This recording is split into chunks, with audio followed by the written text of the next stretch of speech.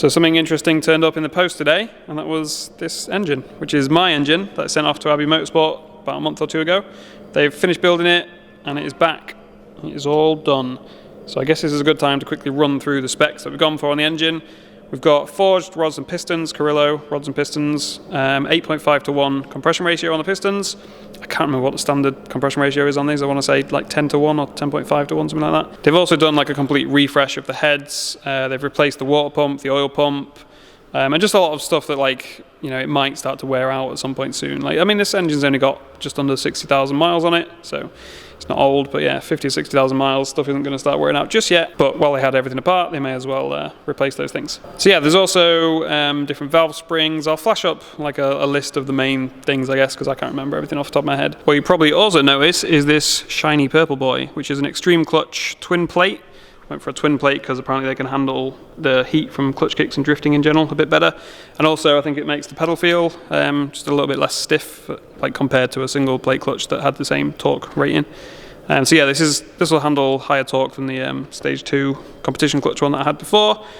And yeah, it should be good. I'm quite curious how it's going to feel, because I've never had a twin plate clutch, so curious what that's going to be like, but should be good. We've also got a new flywheel as well, lightweight flywheel, which I did already have a lightweight flywheel, but this came as like a package with the clutch and the flywheel, and I think this one was actually lighter than the one I had, so it kind of just made sense to get them both at the same time. A few moments later. Fuck. Right, I'll apologise for the noise. The fire alarm is going off because I just set fire to my car, like pretty badly. There was smoke pouring out everywhere, there were flames flying up the windscreen.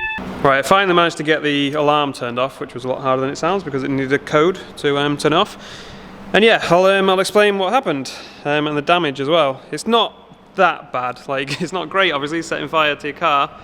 It was like, it looked really bad at the time. There's flames pouring out of here, flames on the inside, smoke pouring out the back of the car.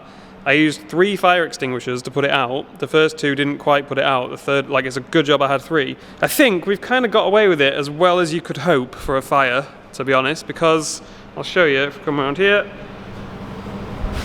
Because basically the fire was down here in this corner, and the ECU is right there, and there's obviously loads of wiring and all sorts of stuff. But the only thing that seems to have melted is this heater thing, which I was debating taking out anyway, so not the end of the world. But yeah, if you can see down there, the bottom of that basically has just fallen out, just melted through. There's one wire, well 2 wires, sorry, that go through there, but they just feed this fuse box, and it's only stuff like the fan that blows on me. Kind of the best outcome I could have hoped for, I guess, considering how bad it looked. Like the windscreen was all black in here, there was smoke everywhere. I thought the car was a goner, so for it to turn out that everything might actually be okay and I literally need to remake 2 wires, that's a win in my book. Obviously it would have been better if it just didn't happen in the first place, but oh yeah, I should explain how it did happen. Right, basically I thought I got rid of all the like sound deadening or whatever you want to call it, the fluffy stuff, like this, which is obviously very flammable. I thought I'd got rid of all that from this side because ages ago when I made the foot plate down here, I trimmed it all back, but you can see there where I stopped. Like I stopped trimming it around there, and I thought I'd gone a lot further up and got rid of it all. Basically, I was welding some plates. Let me show you around the front of the car. I was welding with the MIG welder, which I fucking hate MIG welding, and this just exaggerates my hatred for it now. Basically, I was welding some plates in here. Like you can see, I've welded one in there, around there, just to cover up these massive holes that we've got. And I started doing this one down here. You'll have to excuse the horrendous welding, but that's kind of the least of our worries at this point. So yeah, started doing this, and I was doing just like tiny little bits, just sort of stopping and starting, just trying not to put much heat into it. And I thought it was all going fine. I did like half of it, and then I let it all cool down, and then did another bit. And yeah, I thought it was going fine, and then I just glanced up and just saw smoke starting to come out of here. And I was like, oh shit, so I started lowering the car down, and yeah, then the flames started. But I did this side fine, and when I first started this side, I actually went round into the cockpit, removed any last little bits of sound deadening stuff just to make sure that nothing was going to catch fire, because I did think about this, right? This side, for some reason, I just thought I've already got rid of all the sound deadening stuff, so I don't need to go check, which obviously is stupid. I should have just gone and checked anyway, but like, it kind of didn't even cross my mind. I just thought, yeah, I've already got rid of it all on this side, I'll just start welding. And yeah, turned out there was still some left, which is why it's kind of down there that started the fire, because that's kind of right where I was welding. So yeah, stupid mistake that could have easily been avoided, but like I say, it's kind of gone as well as you could hope for setting fire to your car, really. Okay, so it's now the next day. I was here till like midnight last night, trying to clean everything off, all the important bits, so it doesn't sort of corrode overnight. And I think I got away with it, like nothing seems any worse than it was yesterday, so I think we're okay. But I'm going to take the whole dash out and clean everything properly, I think, and also get all the last bits of sound deadening down there, because you can't really get to them with the dash in, so that's probably why I left it originally.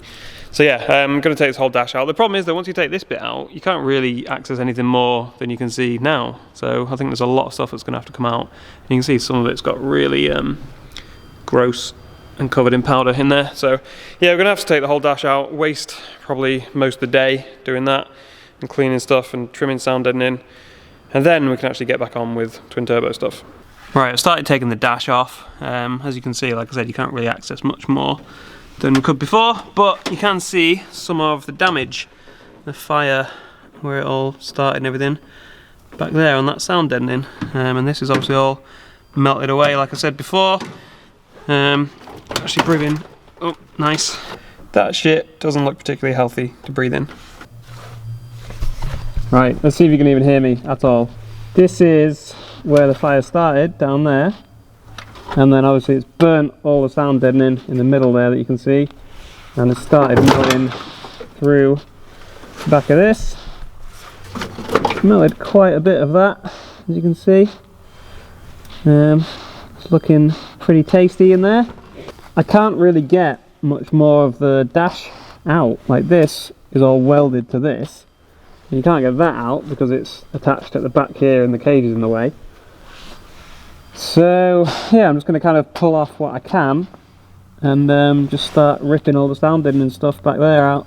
Yeah, then we'll put everything back together. I've already started cleaning off the dash and stuff out of the car. Still got shitloads to clean up in here, but it is what it is. So this is where we're at the moment. I've just spent like the last 10 hours scrubbing and grinding and hoovering and trying to sort all this shit out, and you can see I've just sprayed a bit of primer on there as well now that I've got rid of a lot of the sound deadening stuff. And yeah, it's starting to look a little bit more presentable, but it's still a bit of a shit show, let's be honest. I found a few more wires that got damaged, a few connectors that are melted together. Luckily it's all for the heater system, which we're getting rid of anyway. I mean, I was considering getting rid of it anyway, and now that it's set on fire, I'm definitely getting rid of it. So yeah, luckily we don't need those connectors. If I sound a little bit fed up and not very enthusiastic right now, that's because it is 2 o'clock in the morning, I think. What time is it? It is exactly 2 o'clock in the morning. So yeah, I'm going to go home, get some sleep, then probably waste another day tomorrow cleaning up more mess from the fire. It's exactly what we didn't need right now when we're so tight for time already, but that's what's happened, so that's what we've got to deal with. Right, it's now a couple of days later, and I've literally spent the last 2 days pretty much just entirely cleaning stuff and trying to get rid of all the powder everywhere, and I've still got loads to do, to be honest. I've put a bit more paint on around this area, but to be honest, I've realised that this is going to have to wait. Like, I need to prioritise things because we're in serious danger at the moment of not getting the twin turbo build done and mapped and everything like that in time for the practice day that I've got booked towards the end of March. So I think we're going to have to just leave this, just accept that if the interior looks a bit shit, that's not the end of the world. Like, I can fix that whenever.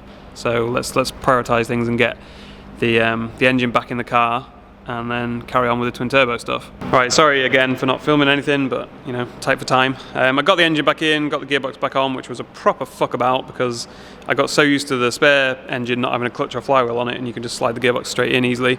Now that you've got to actually align the splines and everything on the input shaft, it's a pain in the ass, but whatever, got everything back on. And basically I've put everything in just to make sure it all fits with my engine, because this is the first time my engine has actually been back in the car since we made all these intake tubes and everything like that. You might think, well, surely everything would fit. It's the same engine, it's the same model. Everything should just fit exactly the same. But unfortunately not, because the spare engine didn't have everything on it. Like Abby had stripped some bits off, I guess, before they'd like used it for other things. Like, it didn't have a crank or pistons or anything like that in it, but that didn't make any difference because that's all internal. But some of the external stuff, like these solenoids, they're causing me a little bit of an issue. This one is like really close to that bracket, but that's fine because we could just trim the bracket or whatever. It's not actually touching, so that's not the end of the world. This one, however, is rubbing on this intake pipe, and you can see I've already ground the weld down to try and make it fit, but it still doesn't, and the only way you can make it fit is to twist this so that this ends up really high and hits the bonnet, so we can't do that. So I think what I'm going to have to do is chop this here and here, and then just sort of remake this section, which is a shame, and it's kind of just extra work that I really don't need right now because we're in such a rush, but it's going to have to be done.